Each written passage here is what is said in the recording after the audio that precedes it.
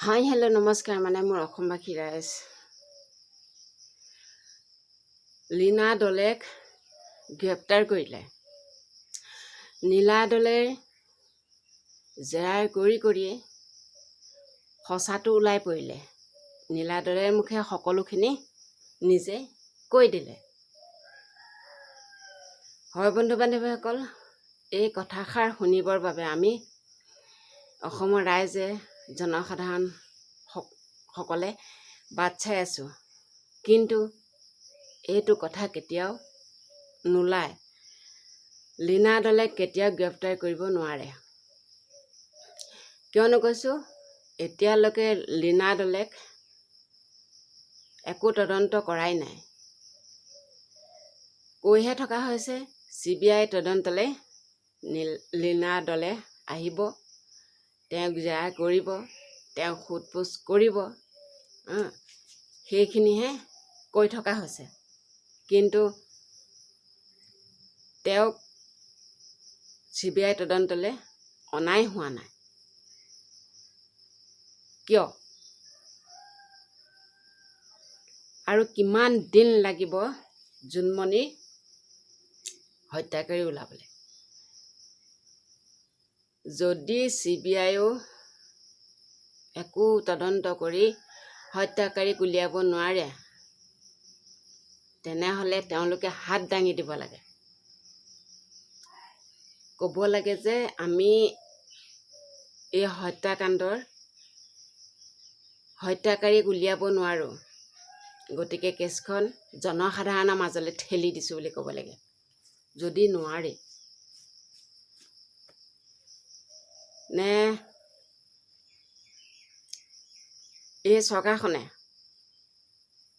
আমাৰ মুখ্যমন্ত্ৰী ডাঙৰীয়াই তেওঁলোকক মানা কৰি দিছে যে দোষী মুখাৰ চকুৰ ওচৰতে আছে, তেওঁলোকক ধৰিব নালাগে, কাৰণ তেওঁলোক এজন ডাঙৰ পুলিচ বিষয়া, টকা খোৱা ডকাইত, পুলিচৰ নামত টকা খোৱা ডকাইত।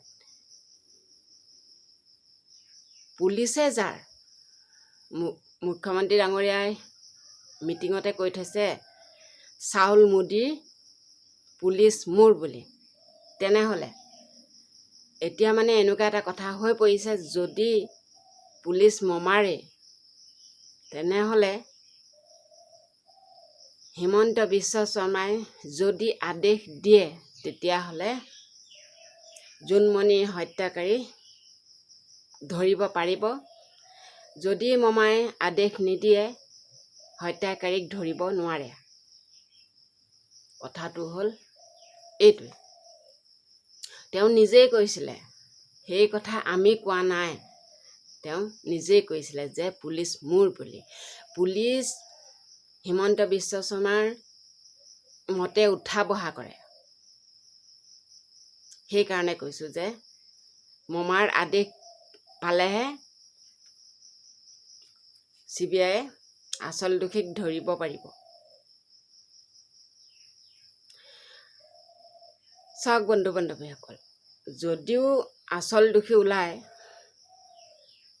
কিমান দিন জেল হ'ব বুলি ভাবিছে? সুমিত পালৰ দৰে 10,000 20,000 টকা জৰিমনা লৈ জামিনত দি দিব, কেছৰ ডেটে কোৰ্টলৈ মাতি থাকিব, সেইটোৱে হ'ব। আৰু তাতকৈ একো নহয়।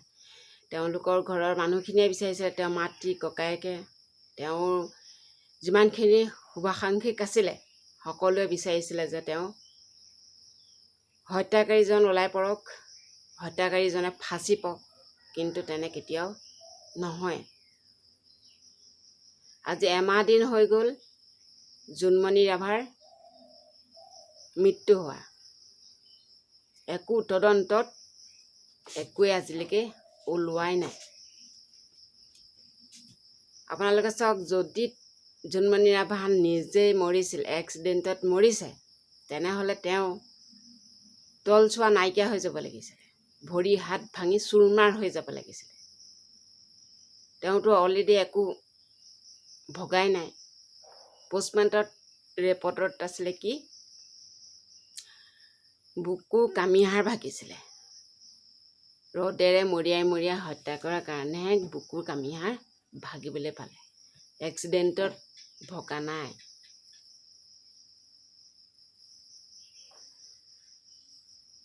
আপোনালোকে মই কোৱা কথাখিনি ভাবি চাব বা কেনেকুৱা লাগিছে কমেণ্টত জনাব। এইখিনি কিন্তু একদম সঁচা কথা কৈছোঁ। তেনেহ'লে বন্ধু বান্ধৱীসকল, আজিলৈ মোৰ ভিডিঅ'টো ইমানতে সামৰণি মাৰিলোঁ। যদি কথাখিনি কোৱাত কিবা ভুল হৈছে ক্ষমা কৰি দিব। আকৌ এটা অন্য ভিডিঅ'ত লগ পোৱাৰ প্ৰতিশ্ৰুতিৰে আজিলৈ আহোঁ। Bye bye.